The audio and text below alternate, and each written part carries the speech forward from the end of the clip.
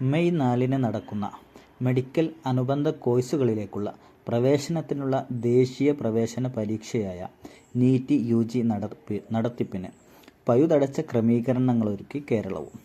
പതിവിൽ നിന്ന് വ്യത്യസ്തമായി കേന്ദ്ര നിർദ്ദേശപ്രകാരം സംസ്ഥാന, ജില്ലാ തലങ്ങളിൽ പ്രത്യേക സമിതികൾ രൂപീകരിച്ചാണ് ക്രമീകരണങ്ങൾ ഒരുക്കിയത്. മുൻ വർഷങ്ങളിൽ സ്വകാര്യ CBSE സ്കൂളുകളിലായിരുന്നു പരീക്ഷാ കേന്ദ്രങ്ങളെങ്കിൽ ഇത്തവണ സർക്കാർ എയ്ഡഡ് സ്കൂളുകൾക്കും കോളേജുകൾക്കും മുൻഗണന നൽകിയാണ് കേന്ദ്രങ്ങൾ നിശ്ചയിച്ചത്. സംസ്ഥാനത്താകെ 16 സിറ്റി കേന്ദ്രങ്ങൾക്ക് കീഴിലായി 362 പരീക്ഷാ കേന്ദ്രങ്ങളാണുള്ളത്. 1.28 ലക്ഷം വിദ്യാർത്ഥികളാണ് കേരളത്തിൽ നീറ്റ് പരീക്ഷയ്ക്കായി രജിസ്റ്റർ ചെയ്തത്.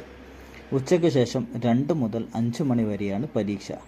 ജൂൺ 14-നകം ഫലം പ്രസിദ്ധീകരിക്കും.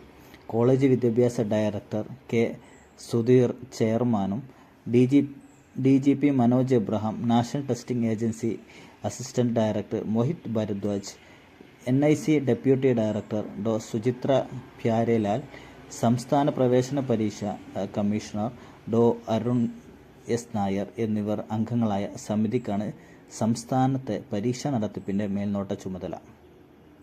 കഴിഞ്ഞ വർഷത്തെ ചോദ്യചോർച്ചയുടെ പശ്ചാത്തലത്തിലാണ് കേന്ദ്ര വിദ്യാഭ്യാസ മന്ത്രാലയത്തിന്റെ അഭ്യർത്ഥന പ്രകാരം സംസ്ഥാന, ജില്ലാ തലങ്ങളിൽ സമിതി രൂപവത്കരിച്ചത്. ദേശസാൽകൃത ബാഗുകളിലേക്ക് ലോക്കറുകളിൽ ഉൾപ്പെടെയായിരിക്കും ചോദ്യപേപ്പർ സൂക്ഷിക്കുക. പോലീസ് സുരക്ഷയിലായിരിക്കും ചോദ്യപേപ്പർ പരീക്ഷാ കേന്ദ്രങ്ങളിലെത്തിക്കുക. പരീക്ഷാ കേന്ദ്രങ്ങളിലും ആവശ്യമായ സുരക്ഷാ സംവിധാനം ഉറപ്പാക്കും.